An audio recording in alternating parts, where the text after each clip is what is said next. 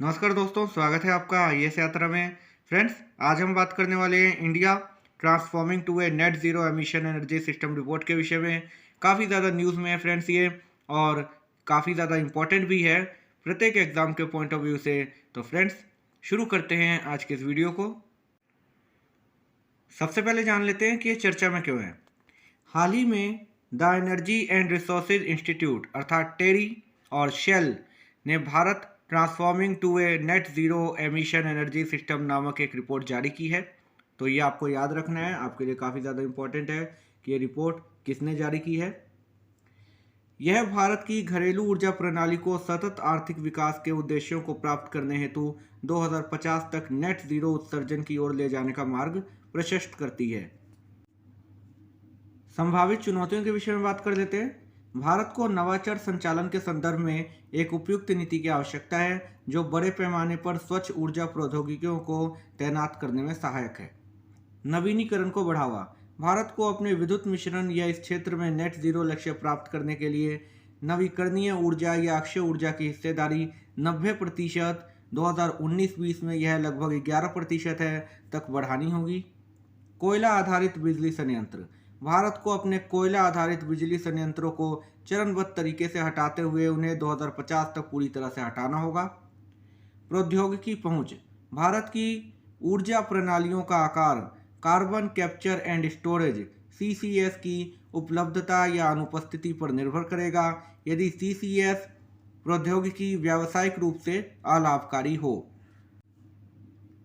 भारत के पेट्रोलियम उत्पादों में वर्तमान में जैव ईंधन की नगण्य हिस्सेदारी की तुलना में 98% योगदान होना चाहिए। भारत के औद्योगिक और परिवहन क्षेत्र में उपयोग की जाने वाली 2/3 से अधिक ऊर्जा के विद्युतीकरण के साथ साथ अब तक परिवहन क्षेत्र के उपयोग में विद्युत की नगण्य हिस्सेदारी की तुलना में औद्योगिक क्षेत्र के विद्युत उपयोग में 20% की कमी की जानी चाहिए। अब टेरी द्वारा इस विषय पर क्या सुझाव दिए गए हैं, ये भी जान लेते हैं। तो ऊर्जा दक्षता पर बल। नेट जीरो लक्ष्य के उद्देश्यों को पूर्ण करने के लिए ऊर्जा कुशल संरचनाओं जैसे इमारतों, प्रकाश व्यवस्था, उपकरणों और औद्योगिक प्रक्रियाओं की आवश्यकता होगी। जैव ईंधन का उपयोग। कृषि कार्य में उपयोग किए जाने वाले हल्के वाणिज्यिक वाहनों जैसे ट्रैक्टरों से उत्सर्जन को कम करने में मदद मिलेगी। विमानन क्षेत्र में जैव ईंधन का अधिक उपयोग हाइड्रोजन प्रौद्योगिकी के मानक पैमाने तक उत्सर्जन को कम करने का एकमात्र व्यावहारिक समाधान है। कार्बन पृथक्करण या सिक्वेस्ट्रेशन। 2050 तक भारत के उत्सर्जन की स्थिति 1.3 बिलियन टन होगी। इस उत्सर्जन के अवशोषण के लिए प्राकृतिक और मानव निर्मित कार्बन सिंक पर निर्भर रहना होगा, जबकि पेड़ 0.9 बिलियन टन उत्सर्जन को ग्रहण करने या अवशोषण में अपनी भूमिका निभाते हैं। देश के बाकी हिस्सों को फिर से व्यवस्थित करने के लिए कार्बन कैप्चर प्रौद्योगिकियों की आवश्यकता होगी। कार्बन मूल्य निर्धारण। भारत में कोयला और पेट्रोलियम ईंधन पर कर लगाए जाने की प्रक्रिया विद्यमान है, जिसके संचालन परिवर्तन के लिए उत्सर्जन पर कर लगाने हेतु विचार करना चाहिए। निम्न कार्बन ऊर्जा की तैनाती। निम्न कार्बन ऊर्जा के 4 मुख्य प्रकार हैं: पवन, सौर, हाइड्रो और परमाणु ऊर्जा।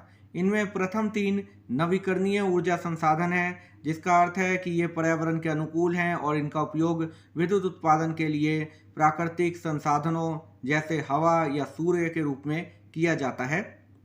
निम्न कार्बन ऊर्जा को परिनियोजित करने से घरेलू और अंतर्राष्ट्रीय दोनों जलवायु चुनौतियों का सामना करने में मदद मिलेगी, साथ ही भारत के नागरिकों की आर्थिक स्थिति में सुधार होगा। फ्रेंड्स, आप यहाँ देख सकते हैं areas of action in the next 30 years. इसको 3 भागों में बांटा गया है, जैसे accelerate clean technologies, support energy efficient and lower carbon choices और रिमूव अनअवॉइडेबल एमिशंस। तो आप इस वीडियो को पॉज करके आराम से इसको पढ़ सकते हैं, काफ़ी ज़्यादा इंपॉर्टेंट डेटा दिया हुआ है यहाँ पे। अब जान लेते हैं फ्रेंड्स नेट ज़ीरो एमिशन या उत्सर्जन के विषय में। परिचय जान लेते हैं सबसे पहले इसका।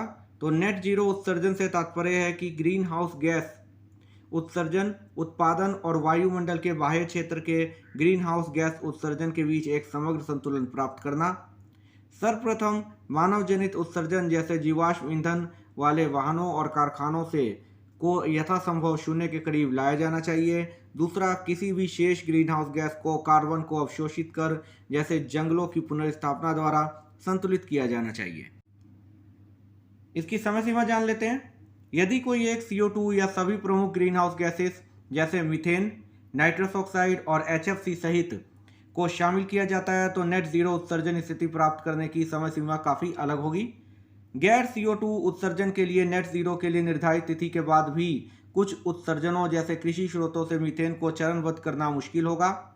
वैश्विक तापन को 1.5 डिग्री सेल्सियस तक सीमित करने के दृष्टिकोण से 2050 तक कार्बन डाइऑक्साइड अर्थात CO2 नेट जीरो के औसत तक पहुंचने की संभावना है। वर्ष 2063 और 2068 के मध्य कुल ग्रीन हाउस गैस उत्सर्जन नेट जीरो तक पहुंच जाएगा।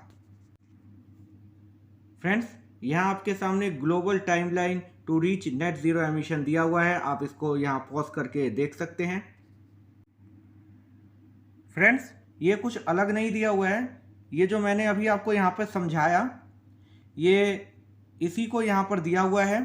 इसको आप आराम से देख सकते हैं, पढ़ सकते हैं, आपको समझने में आसानी होगी। अब जान लेते हैं वैश्विक परिदृश्य। जून 2020 तक 20 देशों और क्षेत्रों ने नेट जीरो लक्ष्य को अपनाया है। इस सूची में केवल वे देश शामिल हैं जिन्होंने कानून या किसी अन्य नीति दस्तावेज में नेट जीरो लक्ष्य को अपनाया है।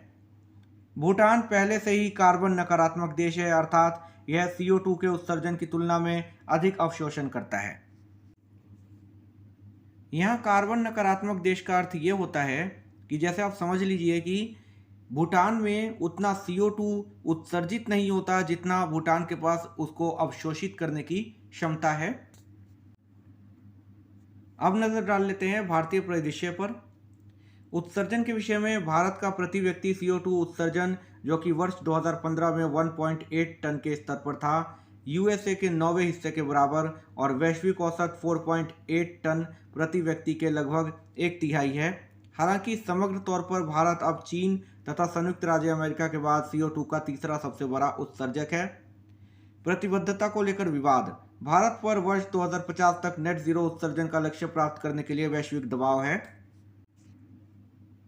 एक और कुछ विशेषज्ञों का तर्क है कि भारत को वर्ष 2050 तक जलवायु समर्थित कानून के माध्यम से अपने नेट जीरो उत्सर्जन को कम करने का संकल्प करना चाहिए। यह भारत को प्रतिस्पर्धी बनाएगा, निवेश आकर्षित करने तथा रोजगार सृजित करने में मदद करेगा। उदाहरण के लिए इलेक्ट्रिक वाहनों को बढ़ावा देने हेतु बनाई गई एक महत्वाकांक्षी नीति ऑटोमोबाइल विनिर्माण उद्योग तथा बिजली एवं निर्माण क्षेत्रों में रोजगार सृजन में मददगार साबित हो सकती है।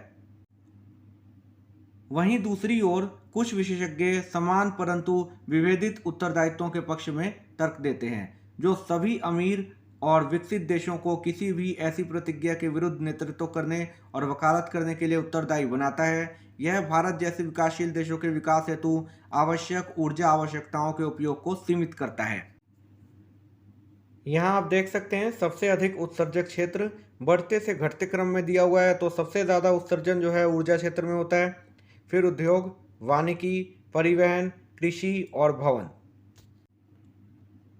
अब जान लेते हैं फ्रेंड्स ऊर्जा और संसाधन संस्थान अर्थात टेरी के विषय में। तो ऊर्जा और संसाधन संस्थान अर्थात टेरी नई दिल्ली स्थित एक गैर लाभकारी अनुसंधान संस्थान है जो ऊर्जा, पर्यावरण और सतत विकास के क्षेत्र में अनुसंधान कार्य करता है।